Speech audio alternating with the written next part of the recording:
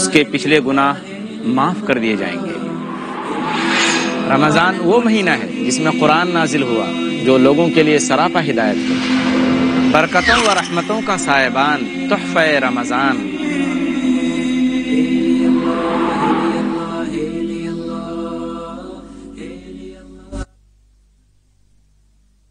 الحمد للہ رب العالمین والصلاة والسلام علی خاتم الانبیاء والمرسلین محمد وآلہ وصحبہ اجمعین، اما بعد،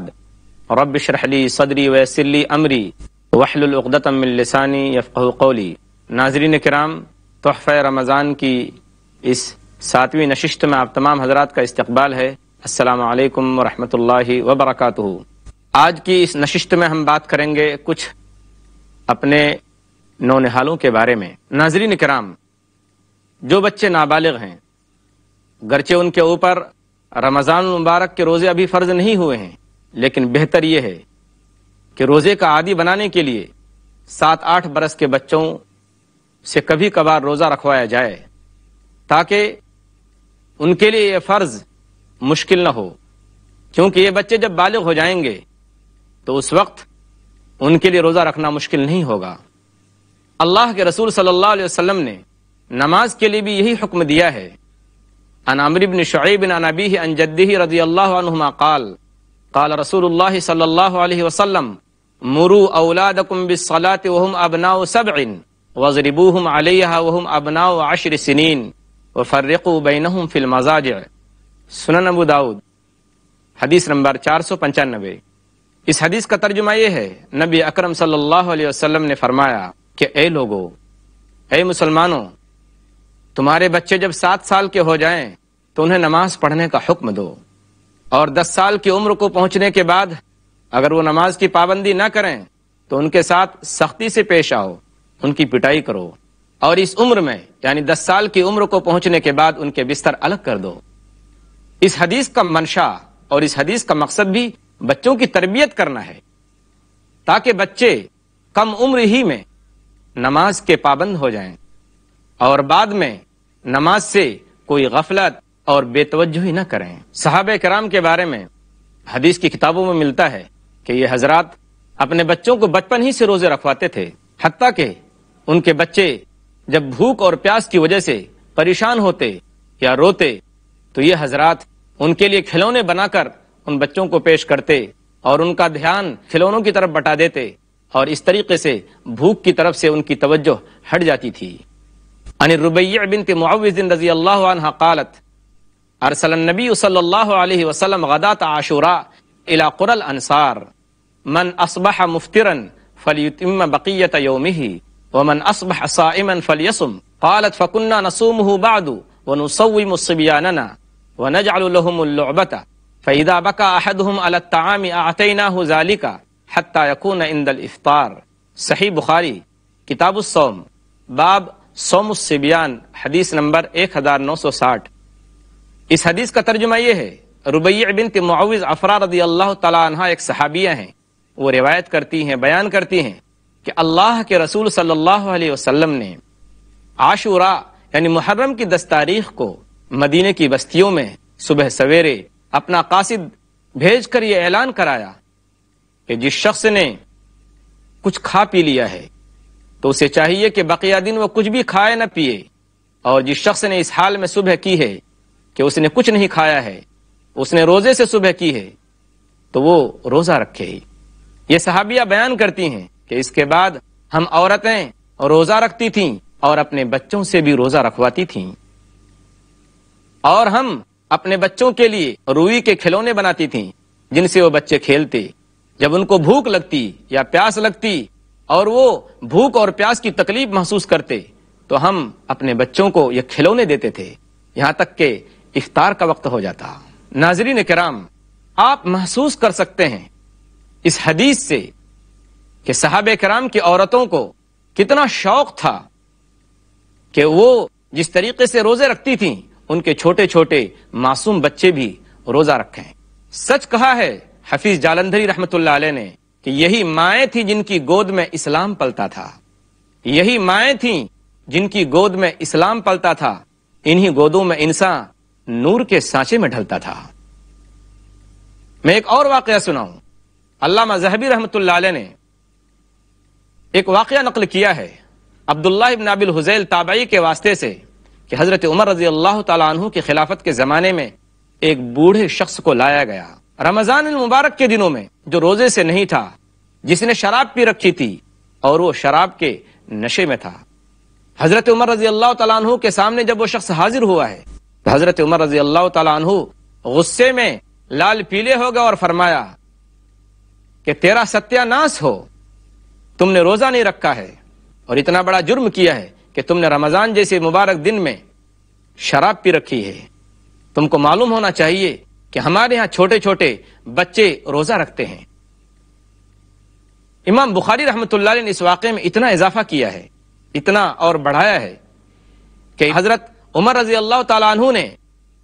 اسلامی قانون کے مطابق 80 کوڑے مارنے کا حکم دیا، اور امام بخاری رحمۃ اللہ علیہ نے اس واقعے میں اتنا اضافہ کیا ہے کہ پھر اس شخص کو دوسرے ملک میں جلا وطن کر دیا گیا. سیر اعلام النبلاء جلد 4 صفحہ نمبر 171. اس لیے ناظرین کرام، آپ کے یہاں بھی بچے ہیں، معصوم بچے ہیں، آپ ان کو شوق دلائیے، ان کی ہمت افزائی کیجیے. اگر وہ روزہ رکھتے ہیں تو ان کی ہمت کو بڑھائیے اور ان کو کچھ گفٹ اور انعام دیجیے، تاکہ یہ بچے جب بڑے ہو جائیں اور بالغ ہو جائیں تو روزہ ان کے لیے مشکل نہ ہو. ناظرین کرام، ہم جب انبیاء کرام کے حالات کو پڑھتے ہیں، دیکھتے ہیں کہ انبیاء کرام کو اپنے بال بچوں کو دیندار بنانے کی اور نیک بنانے کی اور ان کے عقیدہ و اعمال کی کتنی فکر رہا کرتی تھی. یاد کیجئے وہ واقعہ جو اللہ تبارک و تعالیٰ نے سورہ بقرہ کے اندر بیان کیا ہے کہ حضرت یعقوب علیہ الصلوۃ والسلام کی جب موت کا وقت قریب آیا تو انہوں نے اپنی اولاد کو جمع کیا، اپنے بچوں کو جمع کیا، اور کیا وصیت کی، کس چیز کی تاکید کی؟ دنیا والوں کی طرح نہیں کہ جائیداد، دولت، روپے پیسے کی تاکید کی ہو یا وصیت کی ہو یا کچھ وصیت لکھ کر دیا ہو روپیہ پیسے یا جائیداد اور دولت کے بارے میں. نہیں، قرآن کی زبانی وہ واقعہ سنیے. ام کنتم شہداء اذ حضر یعقوب الموت اذ قال لبنیہ ما تعبدون من بعدی قالوا نعبد الہک و الہ آبائک ابراہیم و اسماعیل و اسحاق الہ واحدا ونحن له مسلمون. سورہ بقرہ سورہ نمبر 2 آیت نمبر 133. کیا تم اس وقت موجود تھے جب یعقوب کی موت کا وقت قریب آیا، جب انہوں نے اپنے بیٹوں سے کہا کہ اے میرے بیٹو، تم سب کے سب گواہی دو، بتاؤ کہ میرے بعد کس کی عبادت کرو گے، کس کی بندگی اور غلامی کرو گے؟ تو سب نے ایک ساتھ ایک زبان ہو کر جواب دیا کہ اے ابا جان، ہم آپ کے معبود کی اور ابراہیم کے معبود کی اور اسماعیل کے معبود کی اور اسحاق کے معبود کی عبادت کریں گے، اور ہم صرف ایک ہی اللہ کی بندگی کریں گے اور اسی کی فرما برداری کریں گے. ناظرین کرام، حضرت یعقوب علیہ الصلوۃ والسلام کو جو آخری فکر تھی وہ یہ تھی کہ ان کے بچے نیک رہیں، ان کے بچے اللہ کی بندگی کریں، ان کے مرنے کے بعد اسی راستے پر قائم رہیں جس راستے پر ان کی وفات ہوئی اور ان کی موت ہوئی. کیا یہ آیت اس بات کی ہم کو دعوت نہیں دیتی ہے کہ ہم بھی اپنے بچوں تحفہ رمضان کی دلکش محفل میں ایک بار پھر آپ کا استقبال ہے؟ کیا والدین نے وہ آیت نہیں پڑھی جس میں اللہ تعالیٰ نے فرمایا کہ یا ایھا الذین آمنوا قوا انفسکم واہلیکم نارا؟ سورہ تحریم سورہ نمبر 66 آیت نمبر 6. اے ایمان والو، اپنے آپ کو اور اپنے گھر والوں کو جہنم کی آگ سے بچاؤ. اس آیت کے اندر اللہ تبارک و تعالیٰ نے آگ کی مثال دی ہے. میں آپ سے سوال کرتا ہوں کہ آپ میں سے کسی کا بچہ آگ کے قریب کھیل رہا ہو، کیا آپ دور سے صرف اپنے بچے کو یہ سمجھانے پر اکتفا کریں گے کہ دیکھو بیٹا، یہ آگ ہے، یہ بہت خطرناک چیز ہے، اس کے قریب جانا مت، اگر تو اس کے قریب گیا تو جل جائے گا؟ اور پھر اگر اتنی نصیحت کرنے کے بعد بچہ آگ میں جا کر جل جاتا ہے تو کیا باپ کا یہ جواب دینا کافی ہوگا کہ میں نے اپنے بچے کو تو سمجھا دیا تھا، میں نے اپنے بچے کو تو نصیحت کر دی تھی، اگر میرے بچے نے نہیں مانا اور آگ میں جا کر جل گیا تو میں کیا کروں، میرا کیا قصور؟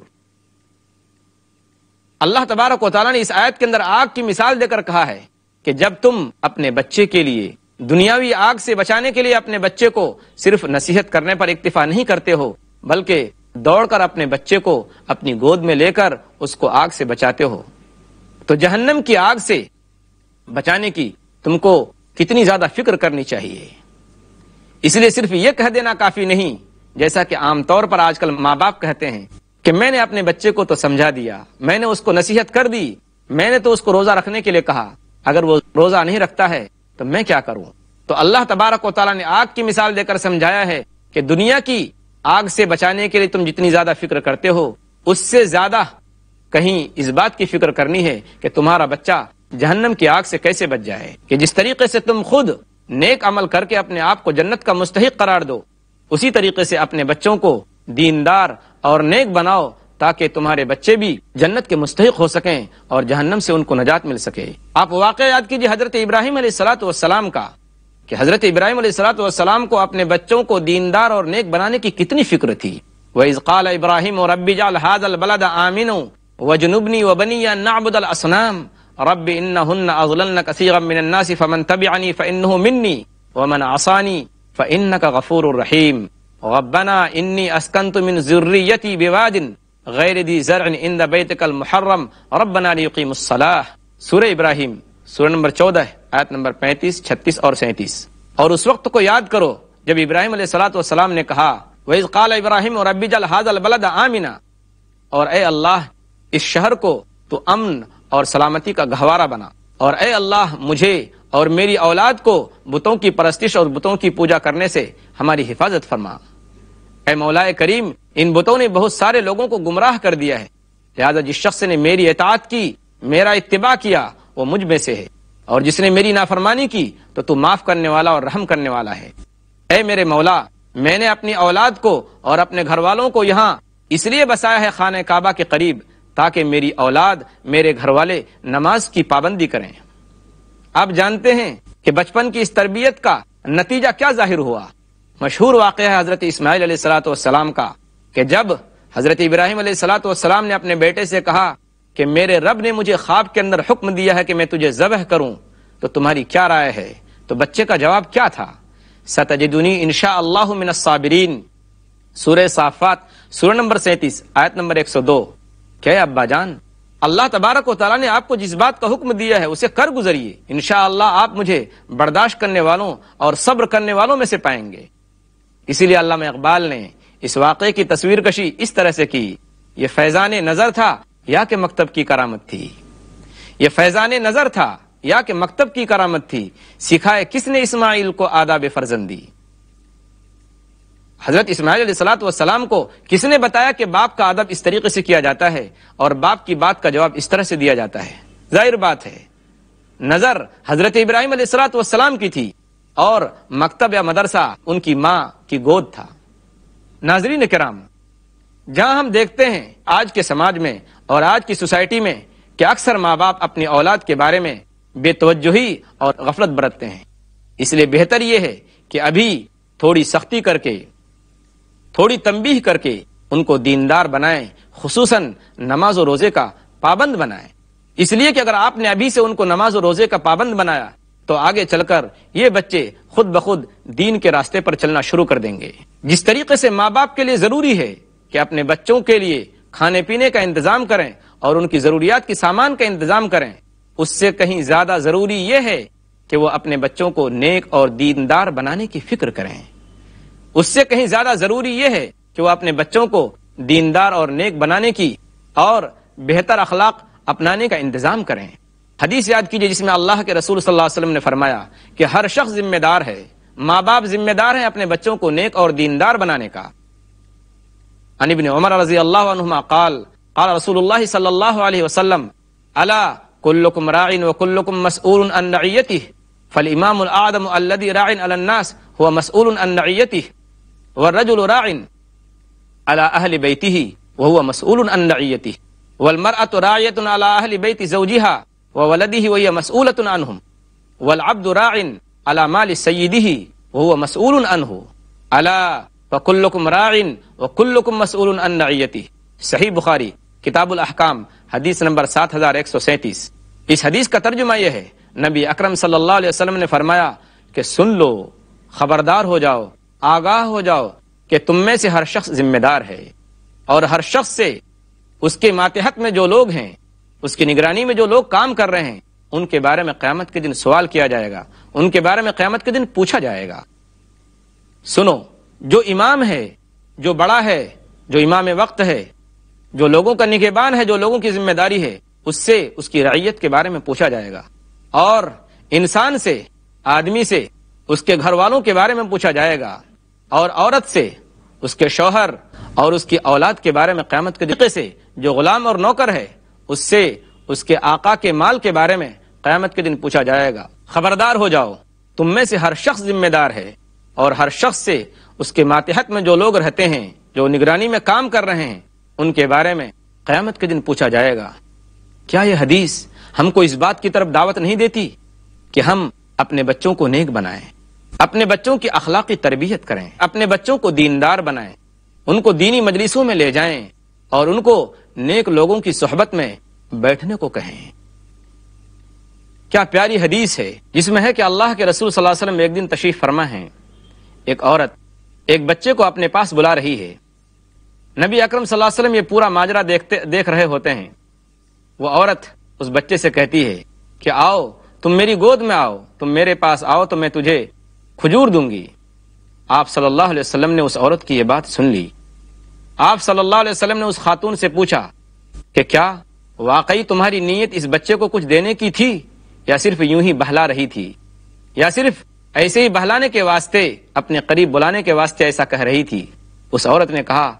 کہ اللہ کے رسول صلی اللہ علیہ وسلم، میرے پاس ایک کھجور تھی اور میں وہ اس کو ضرور دیتی۔ آپ صلی اللہ علیہ وسلم نے فرمایا کہ اگر تم نے اس کو کھجور نہ دیا ہوتا اور تمہاری نیت کھجور دینے کی نہ ہوتی اور تمہارے پاس اگر کھجور نہ ہوتا تو یہ جھوٹ ہوتا۔ سنن ابو داؤد کتاب الادب حدیث نمبر 4991۔ اس حدیث سے ہم کو جو بات ملتی ہے، اس حدیث سے جو نتیجہ نکلتا ہے وہ یہ ہے کہ ہم کو بچوں کی تربیت کس طریقے سے کرنی ہے، بچوں کو کس طریقے سے ہم کو دیندار بنانا ہے۔ آپ دیکھیے کہ بچپن ہی سے یہاں بتایا جا رہا ہے کہ کسی طریقے سے کہ بچہ جھوٹ نہ بولے، یہ نہ ہو کہ بچہ جھوٹ سیکھ لے اور اس کے نزدیک جھوٹ بولنے کی کوئی اہمیت ہی نہ ہو، یعنی وہ یہی نہ سمجھے کہ جھوٹ بولنا بھی کوئی بری چیز ہے۔ ناظرین کرام، ہم بچوں کی ہمدردی، بچوں کے ساتھ شفقت اور بچوں کے ساتھ خیرخواہی یہ سمجھتے ہیں کہ ہم بچوں کو برائیوں پر نہ ٹوکیں، نماز نہ پڑھنے پر نہ ٹوکیں، روزہ نہ رکھنے پر انہیں کچھ نہ کہیں۔ ناظرین کرام، یہ سچی ہمدردی نہیں ہے، یہ سچی خیرخواہی نہیں ہے، یہ بچوں کے ساتھ صحیح معنی میں بھلائی نہیں ہے، بلکہ یہ بچوں کے لیے زہر ہے۔ مثال کے طور پر ایک بچہ ہے، اس کو پھوڑی نکل آئی، ایک بڑا زخم نکل آیا، زخم پک چکا ہے، بچے کو ڈاکٹر کے پاس لے جایا جاتا ہے۔ ڈاکٹر کی رائے یہ ہوتی ہے جب تک آپریشن نہیں کیا جائے گا بچے کا زخم اچھا نہیں ہو سکتا، جب تک پیپ نہ نکالا جائے بچہ درست نہیں ہوگا، اور اس کے لیے پھاڑنا اور آپریشن کرنا ضروری ہے۔ اب اگر باپ یہ کہے ڈاکٹر کے سامنے کہ نہیں، آپ ایسا مت کیجئے، اگر آپ ایسا کریں گے تو میرا بچہ روئے گا، میرا بچہ منہ بنائے گا، تو کیا آپ کہہ سکتے ہیں کہ اس موقع پر جبکہ بچے کو اس پھوڑی اور زخم کی وجہ سے اس کی جان کو خطرہ ہے، ایسے موقع پر کیا بچے کا باپ بچے کا صحیح معنی میں ہمدرد اور خیرخواہ ہے، یا وہ ڈاکٹر جو اس بات کا مشورہ دے رہا ہے کہ بچے کے زخم کو پھاڑنا ضروری ہے اور اس کا آپریشن کرنا ضروری ہے؟ ناظرین، صحیح معنی میں بچے کا جو ہمدرد ہے، بچے کا جو خیرخواہ ہے، وہ ڈاکٹر ہے جو بچے کی جان بچانے کی اور بچے کو تندرست کرنے کی فکر کر رہا ہے، نہ کہ وہ باپ جو تھوڑی دیر کی تکلیف برداشت کرنے کے لیے تیار نہیں۔ ناظرین کرام، جب ہم حضور اکرم صلی اللہ علیہ وسلم کی احادیث کا مطالعہ کرتے ہیں تو ہمیں یہ بات بھی ملتی ہے کہ آپ صلی اللہ علیہ وسلم نے بچوں کی تربیت، ان کو دیندار بنانے میں، ان کو نیک بنانے میں کیا کیا طریقہ اپنایا۔ صحیح بخاری کی روایت ہے، ابو ہریرہ رضی اللہ تعالیٰ عنہ اس حدیث کے راوی ہیں، اخذ الحسن بن علی تمرۃ من تمر الصدقہ فقال رسول اللہ صلی اللہ علیہ وسلم کخ کخ ارمی بہا اما علمت ان لا ناکل الصدقہ۔ صحیح بخاری کتاب الزکوٰۃ۔ اس حدیث کا ترجمہ یہ ہے کہ ایک مرتبہ حضرت حسن ابن علی رضی اللہ تعالی عنہما نے صدقے کی ایک کھجور اٹھا لی، اخذ الحسن ابن علی تمرۃ من تمر الصدقہ فجعلها فی فیہ، اور پھر اس کو لے کر کھانا شروع کر دیا۔ جب حضور اکرم صلی اللہ علیہ وسلم نے ان کو کھجور کھاتے ہوئے دیکھا تو کہا کخ کخ ارمی بہا. یہ کخ کخ عربی زبان کا لفظ ہے. جس طریقے سے ہم اردو کے اندر اپنی زبان میں کسی بچے کے منہ میں اگر کوئی چیز ہو اور ہم کو اگلوانا مقصود ہو، منہ سے نکلوانا مقصود ہو، تو ہم کہتے ہیں تھو تھو. بالکل یہی بات حضور اکرم صلی اللہ علیہ وسلم نے بیان فرمائی کہ دیکھو اس کو منہ سے جلدی نکال دو، اس کو نکال کر باہر پھینکو. کیا تمہیں معلوم نہیں کہ ہم لوگ صدقے کی چیز نہیں کھاتے؟ اب آپ اس حدیث کو سامنے رکھ کر سوچئے کہ حسن ابن علی رضی اللہ تعالیٰ عنہ بہت چھوٹے ہیں، بہت کم عمر ہے ان کی، اور حضور اکرم صلی اللہ علیہ وسلم ان سے صدقے کی چیز ان کے منہ سے نکلوا رہے ہیں. ناظرین کرام، اس حدیث سے یہ بات واضح ہو گئی کہ ہمارے لیے ضروری ہے کہ ہم اپنے بچوں کو دیندار اور نیک بنائیں اور بچپن ہی سے، کم عمر ہی سے ان کو روزے رکھوائیں. اللہ تبارک و تعالی ہمارے بچوں کو، ہمارے نونہالوں کو نیک بنائے اور انہیں کم عمر ہی سے روزہ رکھنے کی توفیق عطا فرمائے. آمین. وآخر دعوانا ان الحمدللہ رب العالمین. والسلام علیکم ورحمۃ اللہ وبرکاتہ.